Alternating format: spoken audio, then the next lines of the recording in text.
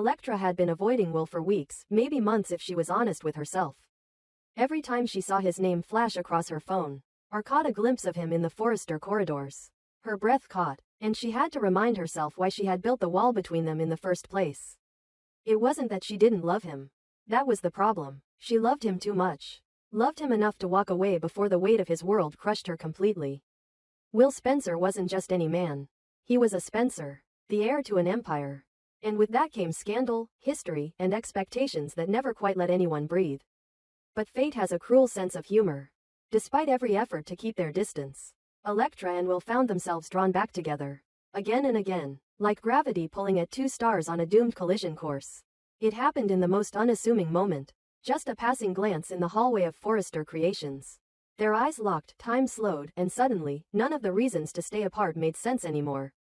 It wasn't dramatic or passionate at first. It was quiet, a subtle warmth in the cold chaos surrounding them. Will had reached for her hand, and this time, she didn't pull away. It was after that moment that Electra finally confided in Ivy. Over coffee at Il Giardino, Electra laid it all out, the lies, the secrets, the guilt.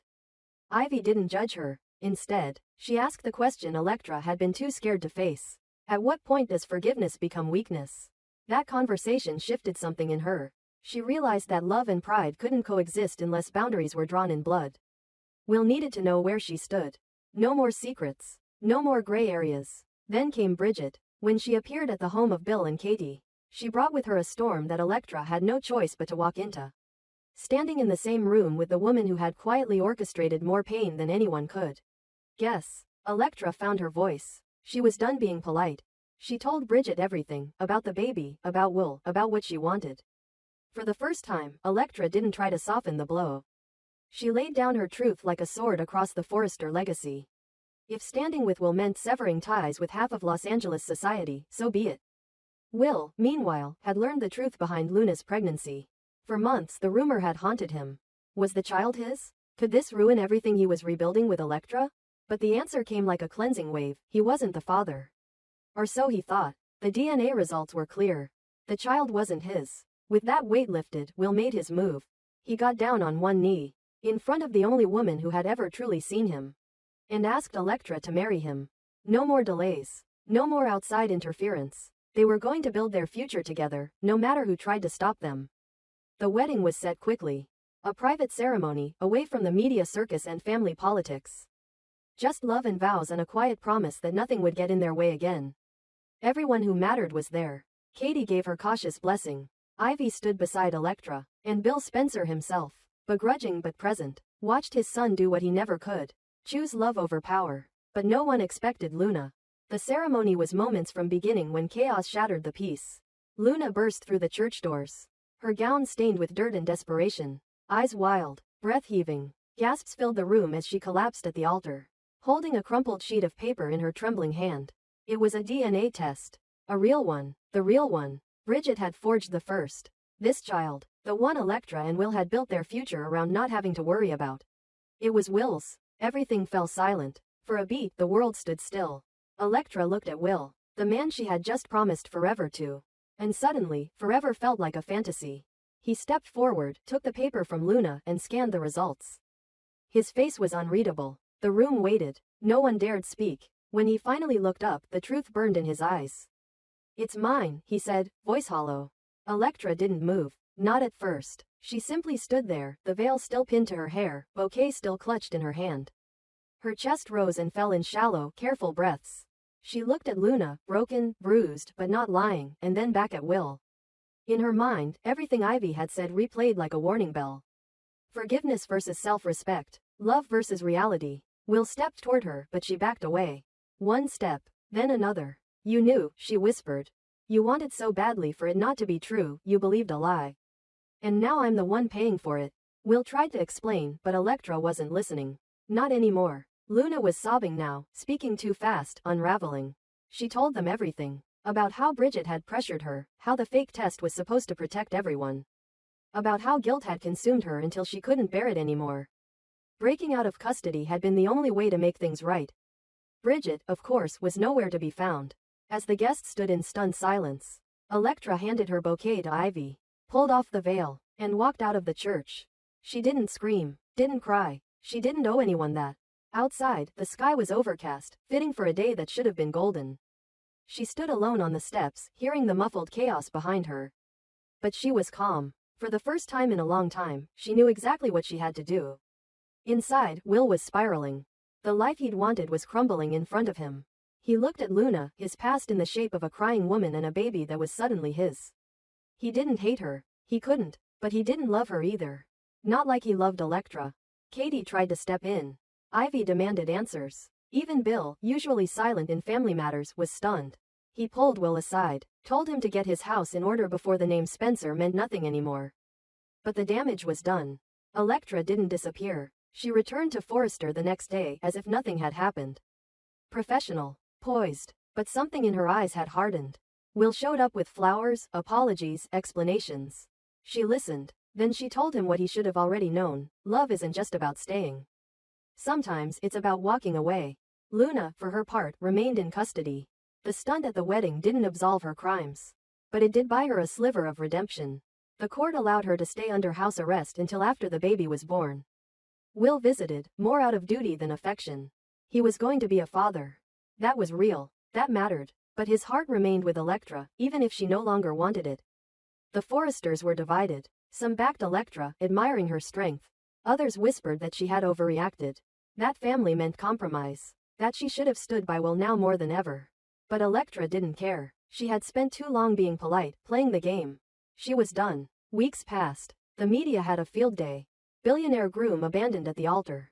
Forrester scandal deepens as DNA fraud is revealed. Everyone had an opinion. But the only opinion Electra cared about was her own.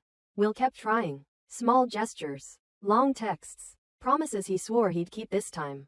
But Electra didn't respond. Until one night she showed up at Spencer Publications. He was in his office, alone, nursing a glass of scotch, staring at a framed photo of her. She didn't say anything at first. Just walked in, shut the door behind her. He stood. Electra, she held up her hand. Don't, just listen. And he did. She told him that love isn't enough without truth. That their story had been beautiful. Yes. But it had also been a series of compromises she could no longer make. That he was a father now, and his first responsibility was to that child. That maybe, one day, when the dust settled, they could find their way back. But not now. Not like this. Will nodded, tears in his eyes. He asked if she still loved him. She said yes. Then she walked away. And this time, he let her go. But in Los Angeles, nothing stays buried forever. Not secrets. Not love. And certainly not unfinished business. Will Spencer had never known a silence like the one that followed Electra's departure. The cancelled wedding had sent shockwaves through every corner of his life. Forrester, Spencer Publications, the tabloids, the family, but the loudest echo was inside himself. He had lost Electra, the one woman who had made him believe in something better. And now, all he had left was obligation, and a truth he wasn't ready for. Luna was in her final trimester. The house arrest had turned into a strange limbo. She was both prisoner and mother-to-be, confined but catered to. Will visited her out of duty. He brought food, checked on her health, talked to doctors. But every time he looked at her, all he saw was the lie. Not just hers but his own. He had believed what he wanted to believe, because facing the reality would have cost him Electra sooner. And now, it had cost him anyway. He tried to adjust. He tried to accept the new normal. He told himself that being there for Luna and the child was the right thing to do. That love would have to wait. That maybe, someday, things would settle. But then came the call. Electra hadn't meant to find out that way. She had gone in for a routine checkup, stress-related chest pain, nothing serious, she thought. But when the doctor raised his eyebrows and asked if there was a chance she might be pregnant, she froze. The test confirmed it. She was 8 weeks along.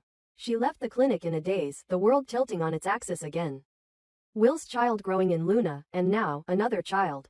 Her child. Will's child. Growing inside her. Electra sat in her car, hands on the steering wheel, unable to start the engine. The cruel irony of it all hit like a freight train. She had walked away from the man she loved to preserve her dignity. To draw the line between forgiveness and self-respect. And now? Now she was carrying the very ties she thought she'd severed. She didn't tell anyone. Not Ivy. Not Katie. Not even her assistant. She needed time to think.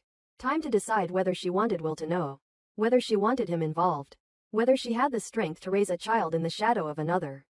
But secrets don't stay buried in LA. It started with Bridget. The disgraced doctor had vanished after the DNA fraud was exposed. But whispers of her movements still made their way to the right ears. One of them being Bill Spencer. He had people everywhere, and one of those people happened to mention a suspicious clinic visit from Electra. Alone, quiet, under a different name. Within a day, Will knew. He showed up at her door unannounced. No flowers, no apologies, just a look on his face that told her everything he knew. Electra didn't open the door right away, but eventually, she let him in. She stood there, arms crossed over her stomach, already protective, already preparing for war. Say what you came to say, Will. He was quiet for a long time. Then he said the one thing she didn't expect. Are you okay? That broke her armor, if only slightly. She nodded. Is it mine? He asked, voice barely above a whisper. Yes. He sat down like the air had been knocked out of him. I didn't plan this, Electra said. I didn't even know until last week. And after what happened I wasn't sure I wanted to tell you at all. Will didn't argue. He didn't plead. For once, he didn't try to fix it. He just nodded, slowly. What are you going to do? She asked him, finally. He looked up. Be a father. To both. That's not an answer. He knew what she meant. And he hated that he didn't have one. I'm not asking you for anything, Electra continued. Not money. Not help. Not a ring. I can do this on my own. But I don't want you to, Will said quickly. I never wanted to lose you, Electra. I still love you. That hasn't changed. Electra shook her head. You don't get to say that, Will. You had a chance to fight for us. And you chose to believe a lie because it was easier. You chose Luna. Even if it wasn't love, it was comfort. Safety. He stood. I didn't choose Luna. I chose responsibility. I chose the child. I had to. Well, congratulations, she snapped. Now you have two. The room went quiet again. I don't want to be the other woman, Will, she said. I won't raise this child in someone else's shadow. She's not you, Will said, stepping closer. There is no comparison. Luna was a mistake that became a responsibility. You were never a mistake. You're everything I wanted, everything I still want. Electra's eyes burned, but she refused to cry. Then prove it. Choose this child. Choose me. Not out of guilt, not out of duty, but because you want to. Will hesitated. He had already been meeting with lawyers to arrange custody terms with Luna. He had been preparing to financially support her and the child, but nothing more. No relationship, no living arrangement, just the bare bones of legal obligation. Now, with Electra pregnant, everything was different. This wasn't about picking favorites. This was about rewriting his life, again. He asked her one question. Can we start over? Electra looked at him long and hard. You don't get a clean slate. But maybe we can redraw the map. They didn't kiss. They didn't fall into each other's arms. Not yet. This wasn't a fairy tale. It was war and they were negotiating a ceasefire. Over the next few weeks, things shifted. Luna gave birth to a healthy baby girl. Will was there. He held his daughter for the first time with tears in his eyes, but his heart remained with Electra.